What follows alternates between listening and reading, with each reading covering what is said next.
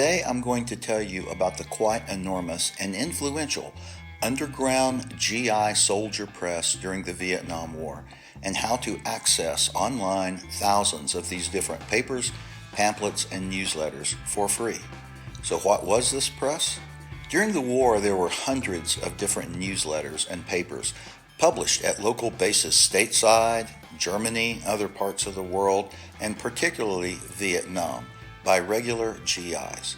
Some were the more innocent, mad magazine-type humor, poking fun at everything from lifers to the ridiculousness of service life in Vietnam, advice and opinions for the unhappy and rebellious GI, cartoons and articles that mocked and criticized the war and the military, made fun of the brass and pro-war politicians. What the military viewed as subversive and disloyal, many unhappy GIs saw as an expression of their reality. But some publications were considered quite radical, with protest language, legal advice, locations to protest, calls for outright upending the military system, and many of the GIs responsible for the publications ended up in jail. Dissent was so strong, the Armed Forces Journal printed an article in 1971 called The Collapse of the Armed Forces.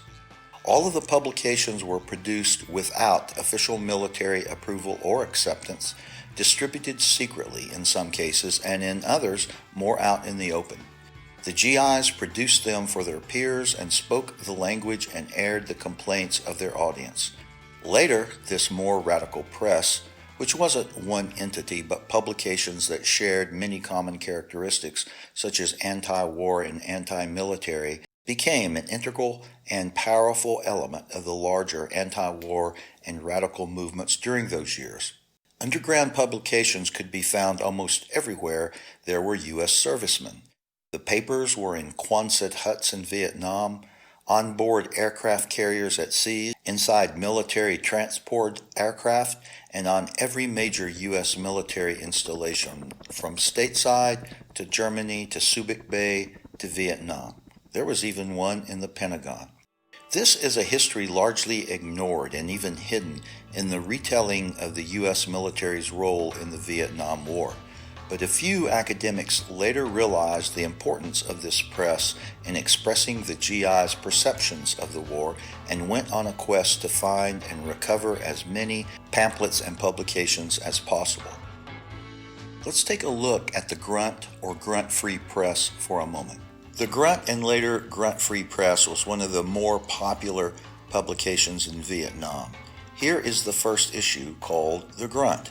The satirical nature jumps right out, and humor was to be a primary hallmark of this magazine.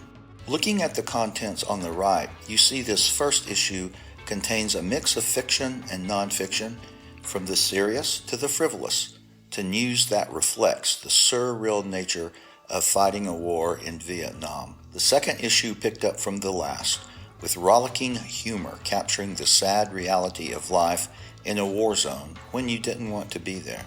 And view from the bottom shows how the GIs felt of their lot in Vietnam.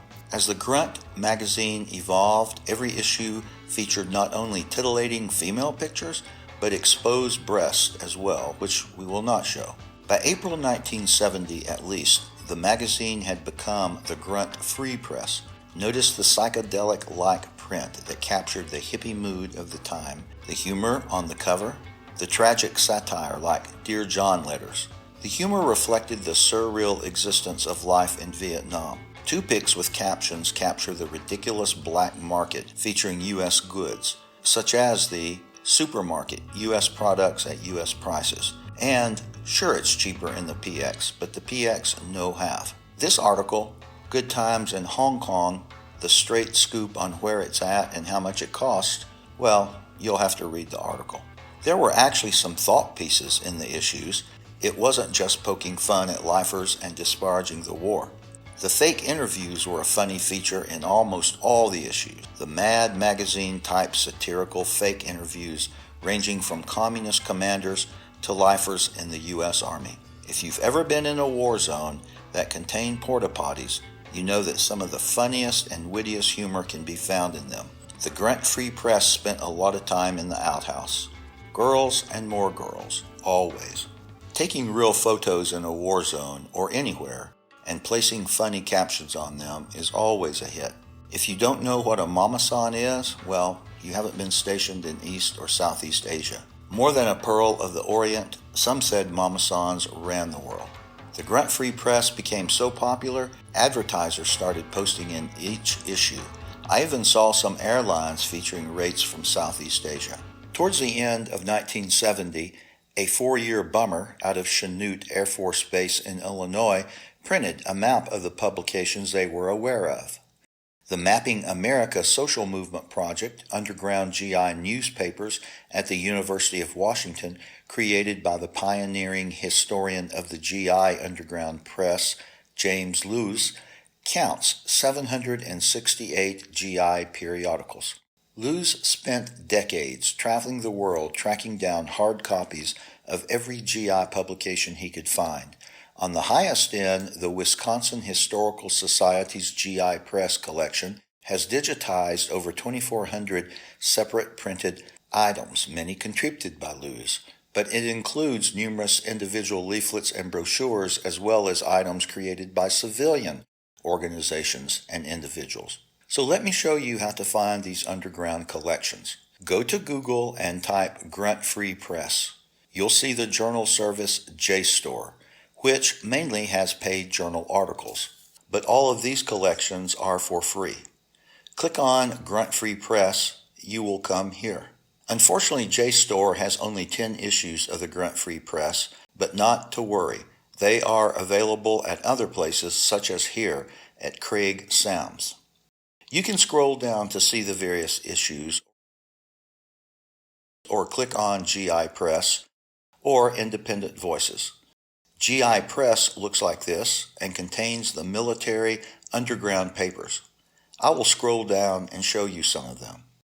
If you click on the Independent Voices, you come here. These are the non-military collections. You can also go to the University of Wisconsin GI Press collection. In addition, the University of Washington has a collection. Well, thank you for joining me.